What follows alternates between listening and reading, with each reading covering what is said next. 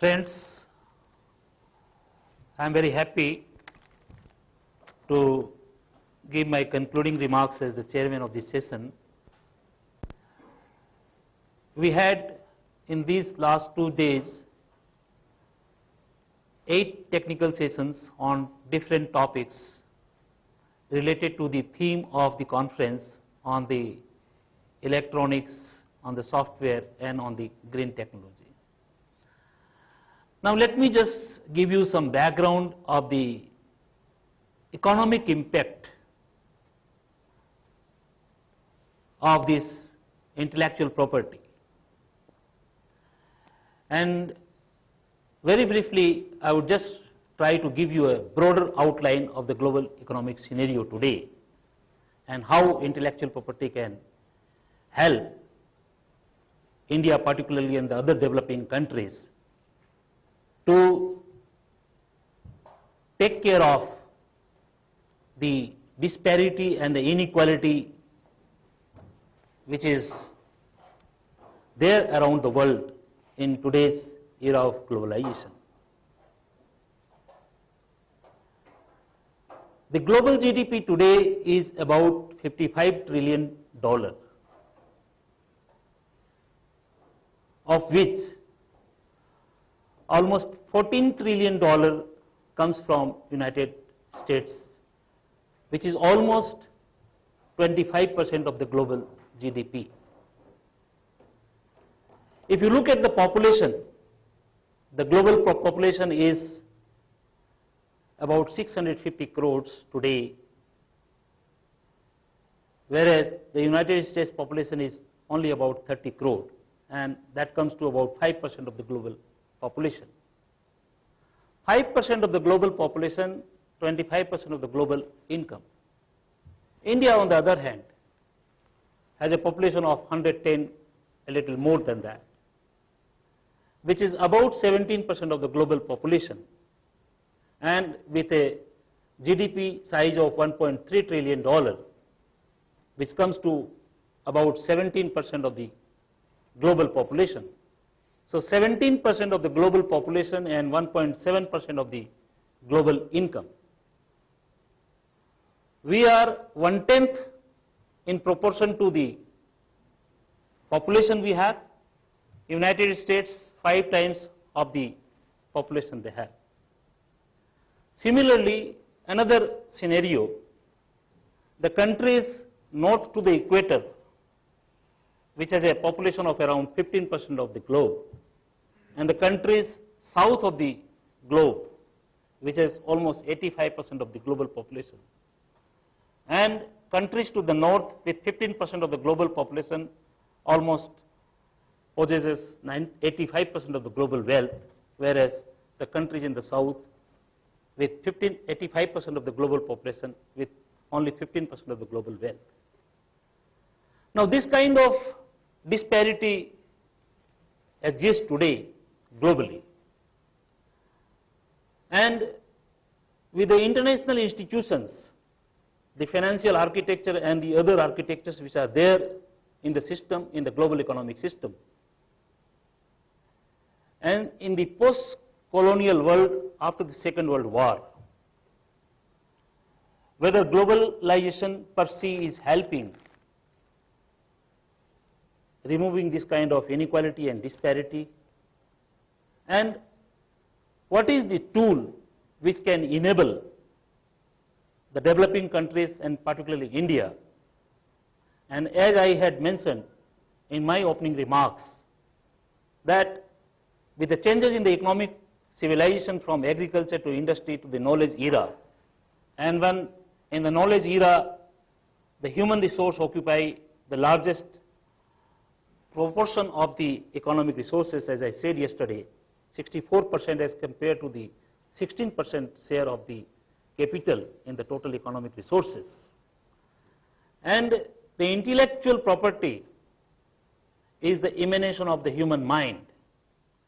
And therefore, what Professor Anil Mitra was outlining, as the basic necessity of the education system, how do we create our scientists and how do we empower ourselves with the technology, because today it is the technology which is contributing to the larger share of GDP in the United States. Only the copyright revenue, which is almost $1.4 trillion of the United States GDP, is about 11% of the US GDP, only the copyright revenue. Now think of the other royalty they receive from various technology. And as the speakers were saying that United States outsource most of its manufacturing from China. They also outsource major part of their services from rest of the world. Now, if in today's knowledge era, if India has to grow, India has to empower itself through technology, research and innovation. And therefore, innovation is the key word today. And with the innovation and proper awareness about protection of the technology and the innovation, whatever we have. And this conference also dealt this morning in greater detail about the innovation process management. And our eminent speakers dwelt in a very good manner. So the point which Dr. Ganguly, Professor Mitra and all other speakers, including those from the software industry, including from TCS, Infosys, Wipro, the crux of the issue is that we must have a convergence of intellectual property with the information technology, and with the help of information technology, we must be able to do proper innovation process so that we can protect the technology which are being developed through our research institutions. Otherwise, friends, I am always afraid that India, which is having such a huge, rich human resource, and where our research institutions, which are creating lot of good research work, but with the lack of knowledge for proper innovation management, with the lack of knowledge for proper IP protection, there is a leakage of technology from our research institutions, and the same very technology sometimes gets recycled through our own human resources, which are, in one sense, there is a brain drainage. And if the same technology which can be properly managed here in India, and if we can use that technology for our industry, and if we can develop the technology properly, I think the days ahead would belong to those corporates, those institutions which have more intangible assets, more technology, more investment for research and development, and more innovation culture in the organization. The time is changing. There was a time when United States used to have only one index, Dow Jones index, to represent the movement in the stock markets. Then with the revolution in the information technology, they developed NASDAQ index. Today, they are looking for another index, that is intangible asset market index. So the companies which have more intellectual property are the companies which are, even during the recession, they have been able to have the resilience and to overcome the difficulties which are otherwise there due to economic slowdown. And I firmly believe that it is the technology, it is the innovation power which can only enable countries like India, which has a huge, rich human resource. The only necessity is to improve our education system. Dr. Ganguly was mentioning that we must put in good IP culture in our educational institutions. The students must know what is the value of intellectual property, and if we all, through various IP awareness program, can educate our students, our faculty members, our researchers, I think we will be able to protect the technology, the research which is being under process within the country. And therefore, India would not be a country which is importing technology, but India would become a country which would be exporting technology.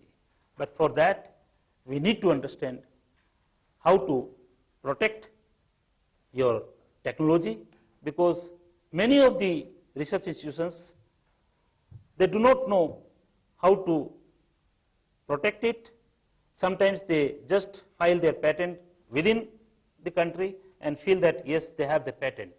But since they fail to get an international patent by filing PCT and getting patent at all the relevant places where the product is in demand, as we know that there is no global patent, but to protect your technology in those respective countries, you need to file a PCT application, then only you have the option to get a patent over a certain period of time. And unless you file an international application through PCT route, then even if you realize after some time that you need to get a patent, you lose your right, because only when you file a PCT, you have an option within 30 months. So if you realize that you have not filed a PCT, and after that if you feel that you need to get a global patent, you don't get it. And this is how the valuation of your IP also depends on the basis of the protection, on the basis of the patents you have in the respective domains.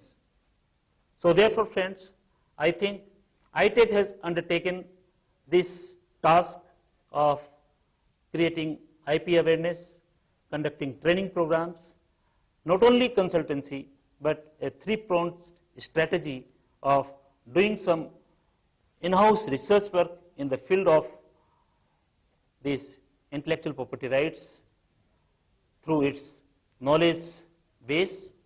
So doing proper research work in this field, then disseminating knowledge, and then providing consultancy to the organizations who are in need of this. I think that whatever discussions we had in these last 2 days through various technical sessions, the participants have been benefited out of it, and all the organizations, whether as sponsors or whether by sending their delegates here, we are grateful to them who have helped us, who have encouraged us to make this conference a success. We are grateful to all the persons involved, directly or indirectly, including the event managers, Scorpio Events, and all my friends, the team Gati, the team ITech, who have been working for last few months, and last 2 days they have been also working here also. And I am grateful to all the participants, the delegates, all the people who have come from different parts of this country, and even some delegates from overseas. My friends from Sugru, who have come from United States, and Alvin Kang, who has come from Singapore. We are grateful to all the people who have helped us by their direct and indirect association. And with these remarks, I conclude my statements, and thank you all very much. Thanks.